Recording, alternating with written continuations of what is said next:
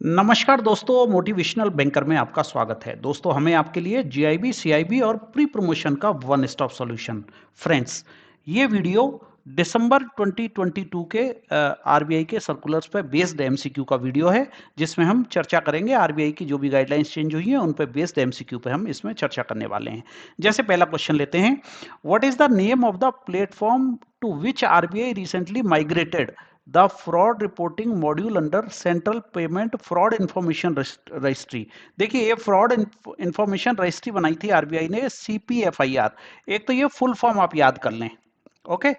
सीपीएफआईआर की full form आप याद कर लें, सेंट्रल पेमेंट फ्रॉड रजिस्ट्री।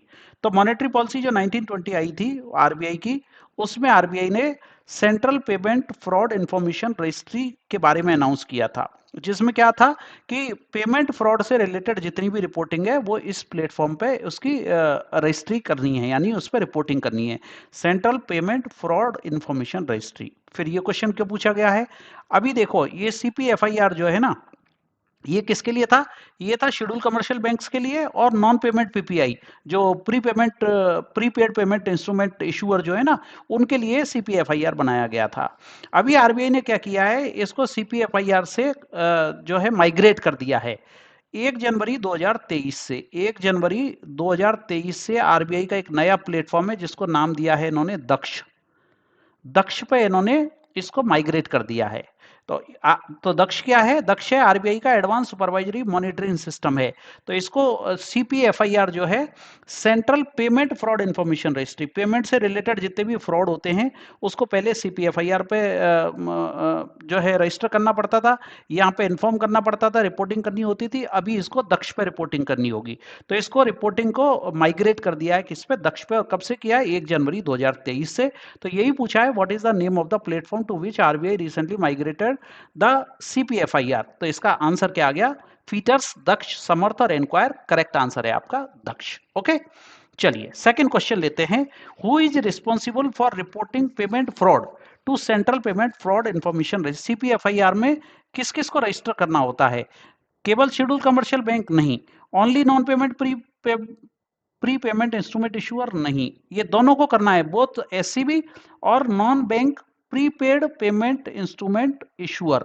और नन ऑफ दी अबव भी गलत है, तो करेक्ट आंसर आ गया सी। हमने पहले ही क्वेश्चन में इसको डिस्कस कर लिया था। ओके, अगला क्वेश्चन लेते हैं। The maximum amount of cash payment can be accepted by the receiving office of sovereign gold bond scheme, SGB. SGB का जो रिसीविंग ऑफिस है वो मैक्सिमम कैश कितने तक एक्सेप्ट कर सकता है? ये क्वेश्चन इसलिए पूछा गया है कि अभी दिसंबर में गवर्नमेंट ऑफ इंडिया ने 15 दिसंबर को सोवरिन गोल्ड बॉन्ड 2022-23 की सीरीज 3 और 4 की अनाउंसमेंट की है।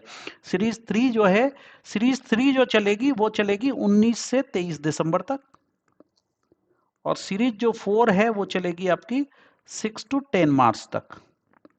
ठीक है, इसको अनाउंस किया है और ये इसकी डेट ऑफ सब्सक्रिप्शन है ना, इसलिए क्वेश्चन पूछा गया था। इसमें मैक्सिमम कैश जो अलाउ है वो है 50,000, 49,900 और कैश इज नॉट एक्सेप्टेड और अप टू 20,000। करेक्ट आंसर है इसका अप टू 20,000। यहाँ एक स्क्रीनशॉट भी दिया है मैंने। Payment for bonds will be through cash payment up to a maximum of ₹20,000 और डिमांड ड्राफ्ट और चेक और इलेक्ट्रॉनिक बैंकिंग। ठीक है, कैश में तो 20,000 तक का, अदरवाइज मोड से ले ही सकते हैं। The gold bond will be issued as government of India stock under government security act 2006, ये इसका एक्ट दिया हुआ है। ठीक है, चलिए अगला क्वेश्चन लेते हैं। ये क्वेश्चन है हमारा, देखिए अभी रिजर्व बैंक ऑफ इंडिया ने शेड्यूल कमर्शियल बैंक की बैलेंस शीट और प्रॉफिट लॉस का जो कंपाइलेशन हम करते हैं, बैंक की बात कर रहा हूं मैं, है ना, उसके कुछ डिटेल इंस्ट्रक्शन इशू किए हैं कि बैंकों को कैसे प्रेजेंट करना है अपनी बैलेंस शीट और प्रॉफिट लॉस अकाउंट को। उस पर उससे रिलेटेड अब 2-3 क्वेश्चन हम करेंगे। ठीक है, तो what is the instructions given by RBI under financial statement presentation and disclosure direction? किस तरह से प्रेजेंट करना और क्या क्या डिस्क्लोज करना है 2021 for commercial banks regarding compilation of balance sheet, balance sheet के कंपाइलेशन से रिलेटेड, है ना, और प्रॉफिट लॉस से रिलेटेड। तो अब देखिए इसके क्या इंस्ट्रक्शन है ये पूछा है। Detail instruction on how to present the balance sheet and profit loss account, बिल्कुल ठीक है। Guideline for bank to follow the balance sheet and profit loss account, नहीं, ये गलत है। Instruction to how to prepare balance sheet, ये भी गलत है, और नन ऑफ दी अबव भी गलत है। डिटेल्ड इंस्ट्रक्शन दिए हैं कि बैंकों को अपनी बैलेंस शीट और प्रॉफिट लॉस को कैसे प्रेजेंट करना होगा। ठीक है ना, ऐसे ही और भी क्वेश्चन है इससे रिलेटेड, तो आपको सारी ये चीजें क्लियर हो जाएंगी। जैसे अगला क्वेश्चन लिया उसमें बताया कि अब ये इसका मतलब क्या है, डिटेल इंस्ट्रक्शन क्या दिए हैं उस पर हम बात करते हैं। ठीक है, ये तो क्लियर हो गया आपको कि शेड्यूल कमर्शियल बैंक्स को इंस्ट्रक्शन दिए हैं, कमर्शियल बैंक्स को इंस्ट्रक्शन दिए हैं कि आपको अपनी बैलेंस शीट को और प्रॉफिट लॉस को किस तरह से प्रेजेंट करना है। अब ये क्या इंस्ट्रक्शन है आप देखिए। As per the financial statement presentation and disclosure directions 2021, when it is necessary for commercial bank to give particulars of a subhead in notes of account, जो हेड बनता है हमारा, जैसे अदर इनकम का हेड बना, उसमें एक सब हेड बनेगा हमारा मिसलेनियस इनकम का। अगर ये मिसलेनियस इनकम टोटल इनकम के 1% से ज्यादा है तो आपको उसके पर्टिकुलर्स देने होंगे। इस तरह के इन्होंने जो है बैंकों को इंस्ट्रक्शंस दिए हैं कि इस तरह से आपको प्रेजेंट करना है। तो देखो, when any item under the sub head miscellaneous income under the other income exceed 5%, ये गलत है। 3% भी गलत है। ये 1% वाले दोनों को अब देखते हैं। When any item under the sub head miscellaneous income under the other income exceed 1% of total income, सही है। Exceed why when any item under the sub head other income under the head operating expenses exceed other expenditure, okay. Other income, देखिए answer तो ये भी सही है। Expenditure वाला भी आंसर सही होना चाहिए मेरे हिसाब से। 1 सेकेंड मैं इसको कंफर्म कर लेता हूँ एक बार। एक्सपेंडिचर वाला भी आंसर मुझे लगता है सही होना चाहिए। दोनों आंसर आपके करेक्ट होना चाहिए क्योंकि इसमें इनकम और एक्सपेंडिचर दोनों का ही इन्होंने दिया हुआ है। Other expenditure under the head operating, हाँ, notes of account similar instruction exist in case of sub head other expenditure under the head operating expenses when any item under the sub head other expenditure, बिल्कुल ये भी ठीक है। तो इसमें correct answer है आपका सी और डी, दोनों आपके करेक्ट आंसर हैं। सी भी सही है और डी भी सही है। ठीक है, जैसे देखो मैं आपको बताता हूं, जैसे आपका हेड है आपका अदर इनकम का, उसमें आपने सब हेड बनाया मिसलेनियस इनकम का। तो मिसलेनियस इनकम आपकी अगर टोटल इनकम के 1% से एक्सीड कर गई, देखो ये आंसर गलत है आपका, डी गलत है। यहाँ टोटल 1% ऑफ टोटल इनकम दिया है। बहुत ध्यान से क्वेश्चंस को पढ़ना पड़ता है, नहीं तो आपको इमीडिएट क्वेश्चन में कंफ्यूजन हो जाएगा। चलिए वापस चलते हैं यहाँ से। देखिए, as per the financial statement presentation and disclosure direction to when it is necessary for commercial bank to give particulars, देखिए 3% 5% वाला तो गलत है, ये 1% वाला सही है। अब देखो यहाँ दिया है इनकम वाला हेड और यहाँ एक्सपेंडिचर, परंतु यहाँ लिख दिया एक्सीड्स 1% ऑफ टोटल इनकम। तो इनकम और एक्सपेंडिचर मिक्स तो होगा नहीं, तो ये भी आंसर गलत है आपका। तो करेक्ट आंसर इसमें सिर्फ सी है, डी करेक्ट आंसर नहीं है। इसको मैं रब कर देता हूं। ठीक है, when any item under the sub head miscellaneous income under the head other income, other income में जो मिसलेनियस इनकम का हेड बनता है वो अगर टोटल इनकम के 1% से एक्सीड होता है तो वहां पे नोट्स ऑफ अकाउंट में पर्टिकुलर देने पड़ेंगे। ऐसे ही शेड्यूल 5 जो हम बनाते हैं वो है हमारा अदर लाइबिलिटीज एंड प्रोविजंस का। उसमें भी अगर 1% कोई भी सब हेड बनाया उसका और वो 1% से ज्यादा एक्सीड करेगा तो भी हमको पर्टिकुलर देने होंगे। ऐसे ही शेड्यूल 6 है हमारा अदर एसेट्स का, उसमें भी जो सब हेड बनाया वो 1% से एक्सीड करेगा टोटल एसेट को, तो आपको पर्टिकुलर्स उसके देने होंगे। ये आरबीआई ने अभी बैंकों को, शेड्यूल कमर्शियल बैंकों को बोला है। थोड़ा सा मुश्किल हो सकता है आपको समझने में, पर आप इसको ध्यान से पढ़ेंगे तो आपको समझ में आ जाएगा। ओके, अब लेते हैं अगला question. What is the uniform credit reporting format set out by RBI for reporting CICs to the credit information company? Credit information to the credit, देखो RBI ने credit information company जिनको हम CICs भी कहते हैं के लिए यूनिफॉर्म क्रेडिट रिपोर्टिंग फॉर्मेट बनाया है। और आरबीआई ने इनको बोला है कि अभी तक देखो क्या होता था, ये लोग जो सूट फाइल दिखाते थे उसमें सिर्फ सूट फाइल के अकाउंट दिखाते थे। अभी आरबीआई ने कहा है कोई केस एनसीएलटी में गया, आईबीसी 2016 में, या एनसीएलटी में गया, ठीक है, तो इसको भी आपको सूट फाइल में दिखाना है। आरबीआई ऐसा कहती है तो उसको सूट फाइल में रिपोर्ट करना है। ये आरबीआई ने इनको इंस्ट्रक्शन दिए हैं। तो what is the uniform credit reporting format set out by reserve bank of India, तो इन्होंने ये जो फॉर्मेट है उसका नाम है RBI credit reporting format. CIC credit reporting गलत है, नेशनल क्रेडिट रिपोर्टिंग फॉर्मेट गलत है, नन ऑफ द अबव गलत है। ये फॉर्मेट का नाम है आरबीआई क्रेडिट रिपोर्टिंग फॉर्मेट। तो करेक्ट आंसर तो ये आ गया इसका। अब अगला क्वेश्चन देखते हैं इसी से रिलेटेड। देखो, what recent changes has RBI made to the reporting of credit information to the credit information companies?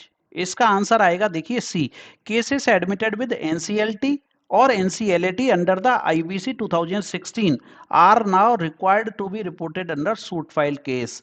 Suit file जो हमारी कैटेगरी है, जब हम माना सिविल रिपोर्ट निकालते हैं तो सिविल रिपोर्ट में सूट फाइल आता है ना, उसमें एनसीएलटी और एनसीएलटी के केसेस सूट फाइल में नहीं आते हैं।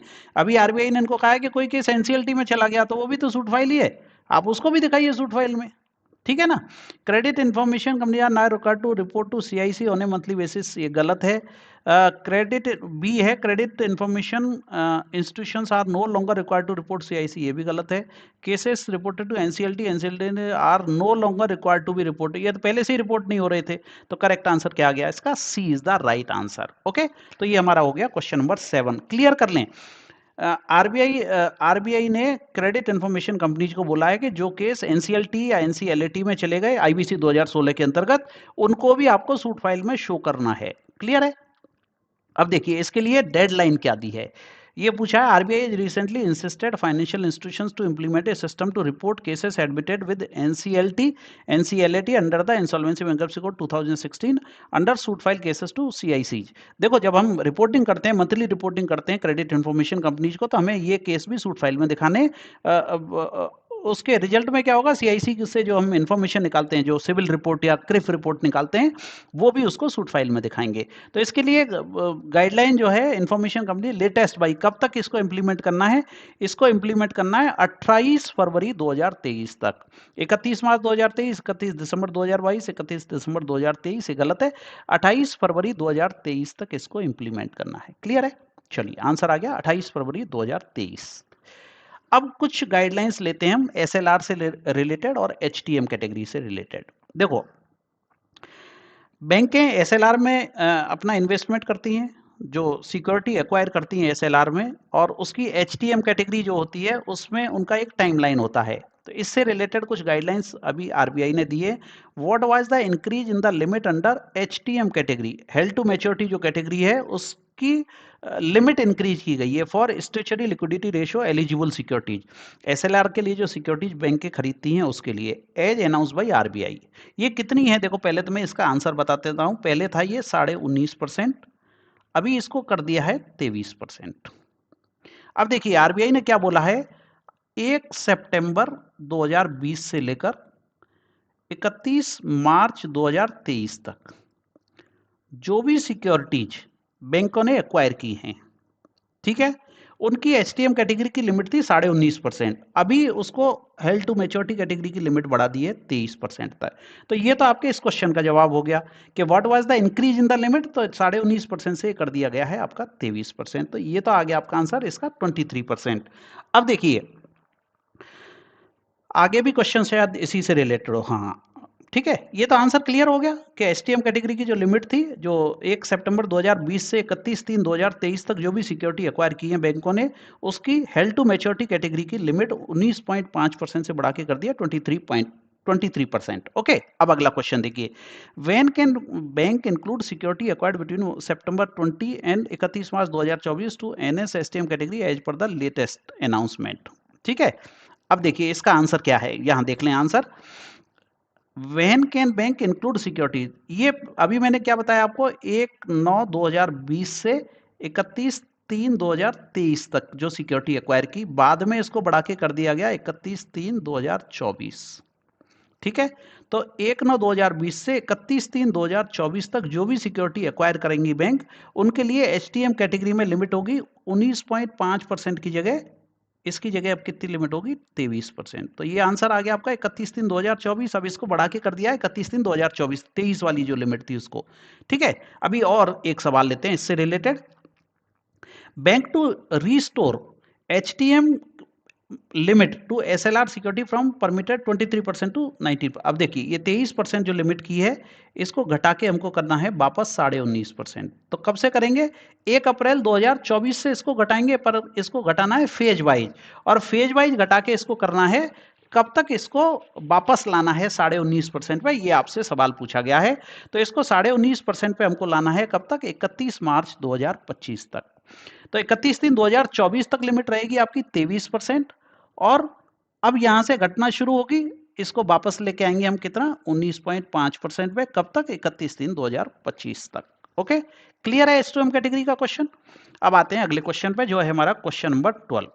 देखिए गवर्नमेंट ऑफ इंडिया की जो मिनिस्ट्री ऑफ माइनॉरिटी अफेयर्स है, उसने जो पढ़ो प्रदेश एक स्कीम थी हमारी जिसमें एजुकेशन लोन जो मिलता था माइनॉरिटी कम्युनिटी के स्टूडेंट को अब्रॉड जाने के लिए, उस पर इंटरेस्ट सब्सिडी का प्रोविजन था। गवर्नमेंट ऑफ इंडिया ने इसको विद इफेक्ट ऑन 22-23 से इसको डिसकंटिन्यू कर दिया है। Name of education loan interest subsidy scheme for minority community which was discontinued recently with effect from 22-23। तो ये स्कीम है आपकी पढ़ो प्रदेश। ओके, तो आंसर आ गया पढ़ो प्रदेश। अब देखिए ये क्वेश्चन को ऐसे भी आपसे पूछा जा सकता है, when did the ministry of minority affairs discontinued the scheme of interest subsidy on education loan for the student. तो कब से undertaking studies abroad overseas belonging to the minority, पढ़ो प्रदेश जो स्कीम है उसको कब से डिसकंटिन्यू किया है? तो ये डिसकंटिन्यू किया 22-23 से। कब से डिसकंटिन्यू किया है? 22-23 से। तो ये क्वेश्चन हो गया हमारा 13 नंबर क्वेश्चन। ओके, अब हम चलते हैं नेक्स्ट क्वेश्चन पे। इसी से रिलेटेड एक क्वेश्चन है, which bank was responsible for implementing the scheme of interest subsidy on education loan for the student belonging to minority. ये स्कीम जो है इसकी इंप्लीमेंटिंग बैंक कौन सी थी, ये क्वेश्चन पूछा है। पढ़ो प्रदेश जो स्कीम थी जिसको अभी डिसकंटिन्यू कर दिया 22-23 से मिनिस्ट्री ने, उसकी इंप्लीमेंटिंग बैंक कौन सी थी? आरबीआई, कैनरा बैंक, एसबीआई और एक्सिस बैंक। करेक्ट आंसर है इसका कैनरा बैंक इसकी इंप्लीमेंटिंग बैंक थी। ओके, अब बात करते हैं हम urban cooperative related, cooperative bank से रिलेटेड कुछ गाइडलाइंस को आरबीआई ने हाल ही में एक कमेटी बनाकर उसको रिवाइज किया है। अब ये क्या गाइडलाइंस है? RBI has constituted an expert committee on urban cooperative banks under the chairmanship of TM बशीन, नचिकेत मोर, सुबीर गोकर्णा और एनएस स्वामीनाथन। तो ये कमेटी के जो चेयरमैन है वो तो हैं एनएस स्वामीनाथन साहब। पहला तो क्वेश्चन आपका ये हो गया कि अर्बन कोऑपरेटिव बैंक्स के लिए इनका रीस्ट्रक्चर करने के लिए या इनके लिए नई गाइडलाइंस देने के लिए आरबीआई ने कौन सी कमेटी बनाई, उसके हेड कौन थे, चेयरमैन कौन थे? तो ये तो हो गए एनएस विश्वनाथन। अब देखिए इन्होंने क्या गाइडलाइन दी हैं। As per the latest guideline RBI has recently, इन्होंने जैसे इनकी जो नेटवर्थ है उससे रिलेटेड कुछ गाइडलाइन दी हैं, इनके कैपिटल एडिकेसी रिलेटेड कुछ गाइडलाइन दी हैं, उस पर ये क्वेश्चन भेज दें। As per the latest guideline RBI has recently stipulated minimum net worth of rupees this and this for tier 1 urban cooperative bank operating in single district. देखो टीयर 1 अर्बन कोऑपरेटिव जो सिंगल डिस्ट्रिक्ट में operate कर रही है उनकी net worth होनी चाहिए 2 करोड़ रुपए, और बाकी के लिए नेटवर्थ है आपकी 5 करोड़ रुपए। क्लियर है? इररेस्पेक्ट ऑफ टीयर बाकी के लिए। तो ये आंसर क्या आ गया? 2 करोड़ एंड 5 करोड़। तो टीयर 1 अर्बन कोऑपरेटिव बैंक जो सिंगल डिस्ट्रिक्ट में ऑपरेट कर रही है उनकी नेटवर्थ 2 करोड़ रुपए होनी चाहिए मिनिमम नेटवर्थ, और बाकी के लिए मिनिमम नेटवर्थ होनी चाहिए 5 करोड़ रुपए। ओके, क्लियर है आंसर? अब अगला क्वेश्चन लेते हैं इसी से रिलेटेड। अब इनके लिए कैपिटल एडिकेसी की गाइडलाइन दी है। As per the latest RBI guideline tier 1 urban cooperative bank and tier 2 से 4, एक तो टीयर 1 और दूसरी टीयर 2 से 4 तक की जो कोऑपरेटिव बैंकें हैं, shall maintain minimum CRR as a percentage of total risk weighted asset at. तो टीयर 1 के लिए तो 9% है और टीयर 2 to 4 के लिए है ये 12%। Capital adequacy ratio, capital to risk asset ratio, CRR क्या? Capital to risk asset ratio.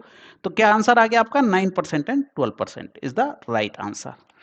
Clear है? मैं समझ रहा हूं यहां तक कोई आपको डाउट नहीं होगा। अब इस वीडियो का लास्ट क्वेश्चन ले रहा हूं मैं, question number 18। Which of the following is A correct combination of criteria for classification urban cooperative bank into different tears? देखो अर्बन कोऑपरेटिव बैंक्स को 4 टीयर्स में डिवाइड किया गया है।